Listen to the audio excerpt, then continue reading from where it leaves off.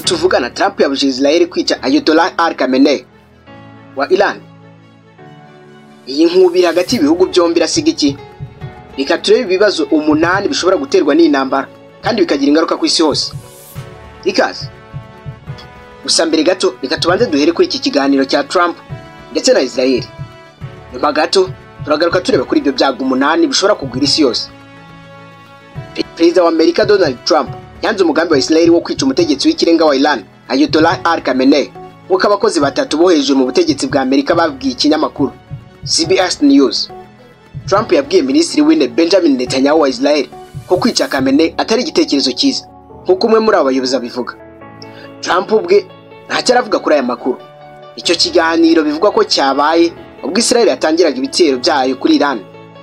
Mu kiganiro yagiranye na Fox News, Netanyahu yahakanye cyangwa se ngo yemeze amakuru y'ibiro ntaramakuru Reuters ko Trump yanze umugambi wa Israel wo kwica Ayatollah. Netanyahu yagize ati hari ibihuha byinshi by'ibiganiro bitigeze bibaho kandi ibyo ntago ndi bubijyemo rwose. Ariko kandi nababwira ko nibaza ko dukora ibyo dushaka gukora, tuzakora ibyo dushaka gukora, kandi nibaza ko Leta Zunze Ubumwe za Amerika zizi cyiza kuri Leta Zunze Ubumwe, kandi ibyo ntago ndi bubijyemo. Umwe mu bategetsi ba Israel yabwiye NBC News ko mu biteganyijwe Israel itazica abanyapolitiki. Turibanda ku ngufu kirimbuzi n'igisirikare. Sinibaza rero ko umuntu wese ufata imyanzuro kuri izo gahunda akwiye kubaho byoroshye kandi yidegembye. Israel yagabye ibitero bya mbere ku bikorwa remezo by'ingufu kirimbuzi bya Iran kwa gatanu. Yanishe kandi bamwe mu bakuru b'igisirikare n'abahanga muri siyansi y'ingufu kirimbuzi. Kuva ubwo ibyo bihugu byombi byakomeje kurasanaho za misile nyinshi. Mw'iryo joro ryo ku cyumweru byari bigeze ku munsi wa gatatu w'intambara. Mu butumwa aheruka gutangaza ku rubuga rwe Truth Social kuri iyi mirwano irimo kubera nabi mu burasirazuba bwo hagati, Trump yagize ati Iran na Israel bikwiye kumvikana, yongera ko azafasha bombi guhagarika imirwano nk'uko yabigenje ku Buhinde na Pakistan. Avuga ko mibanire iheruka hagati y'ibihugu byombi murabizi namwe biri gukozanyaho. Avugana n'abanyamakuru mbere yo kuva mu nama ya G7 yabereye muri Canada yari yitabiriwe n'ibihugu bikomeye birindwi ku isi, Trump yavuze ko Amerika izakomeza gushyigikira Israel kandi yanga kuvuga niba yasabye icyo gihugu guhagarika kurasa Iran. Ibindi biganiro ku ngufu kirimbuzi hagati ya Amerika na Iran byari biteganyijwe kuba ku cyumweru, ariko umuhuza Minisitiri w'Ububanyi n'Amahanga wa Oman Al Said ku munsi umwe mbere yaho yatangaje ko bitakibaye. Iran yabwiye Qatar na Oman kwititeguye kuganira ku gahenge mu gihe kibasiwe n'ibitero bya Israel nk'uko umwe mu bategetsi baho yabibwiye Reuters ku cyumweru. Kwa gatandatu kandi Trump yavuze ko Amerika ntahihuriye n'ibitero kuri Iran. Yarababuriye kandi ati niduterwa na Iran mu buryo ubwo aribwo bwose, imbaraga zose n'ubushobozi bw'ingabo za Leta Zunze Ubumwe za Amerika bizabamanukiraho mu buryo mutigeze mubona na rimwe. Hanyuma ubu haracurikiye. Reka turebe bya byago 8 bishobora kugwira isi igihe izi ntambara zidahagaritswe. Ubu intambara hagati ya Israel na Iran isa n'iyari hagati y'ibihugu bibiri gusa, ariko n'ibihugu byinshi bikomeje gusaba impande zombi kwifata. Ariko si ibintu byakomeza gute niba ntacyo babihinduraho? Niba intambara ikomeza kuba ndende, dore bimwe mu byateza ibibazo bikomeye ku isi. Icyago cya mbere nuko Leta Zunze Ubumwe za Amerika zinjira mu ntambara. Nubwo Amerika yakana uruhare rwayo, Iran ivuga ko ingabo z'abanyamerika zatanze uburenganzira cyangwa se inkunga kuri Israel mu gukora ibi bitero.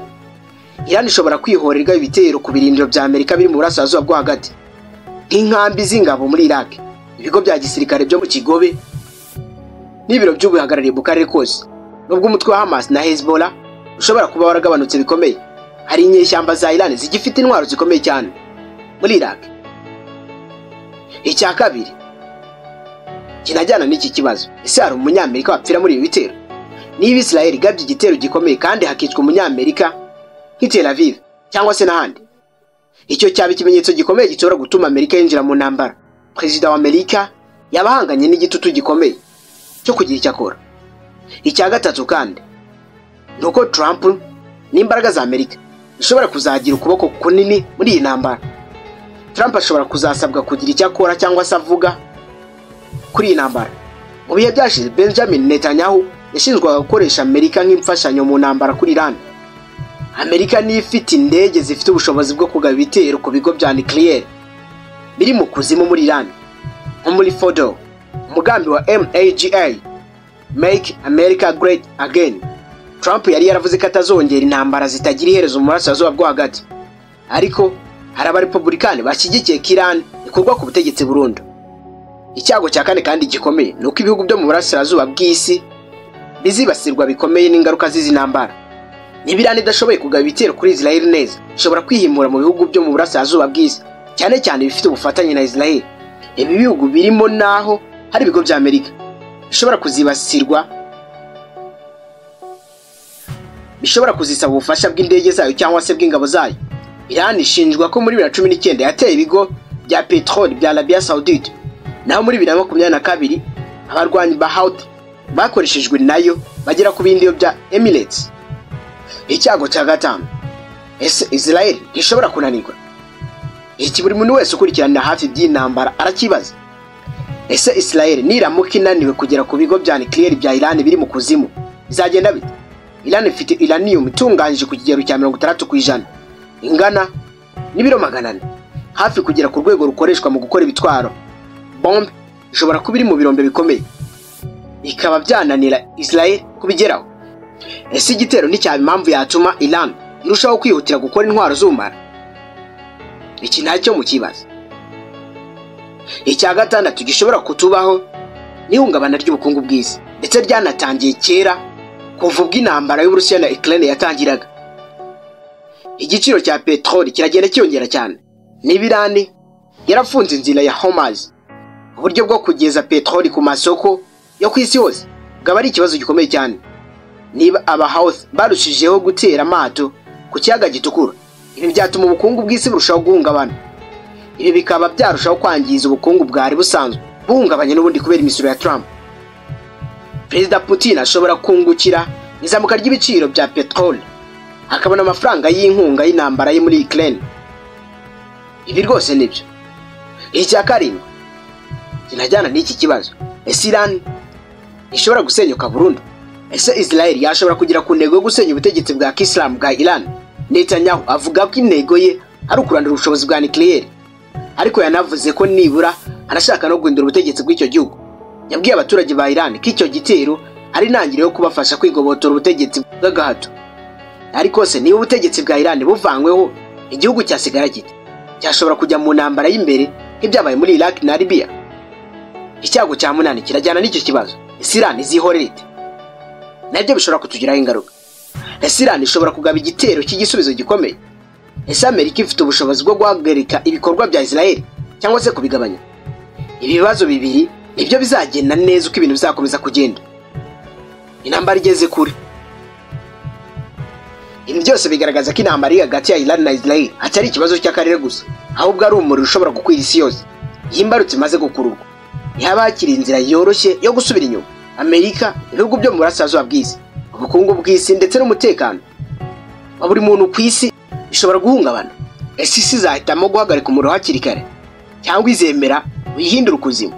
Ese Iran izagera ku gukora intwaro karahabutaka mu kwihorera? Ese Israel izakomeza ibikorwa byayo byo kugeza ubutegetsi bwa Tehran mu mwobo cyangwa se mu icuraburindi? Mu gihe tugitegereje igisubizo kuri ibibazo byose, ni ngombwa ko ibihugu by'isi n'imyigaragambyo mpuzamahanga bifata iya mbere mu gushaka umuti w'amahoro, mbere y'uko isi yisanga mu cyumweru cy'icuraburindi. Reka mbashimire mwese rero tubanye muri iyi video. Ntibagirwe gukanda subscribe ndetse n'akayugira kugira ngo tujye tubana gatanu ku kandi. Nyarukira muri comment ubaze ikibazo, igitekerezo cyangwa inyunganizi.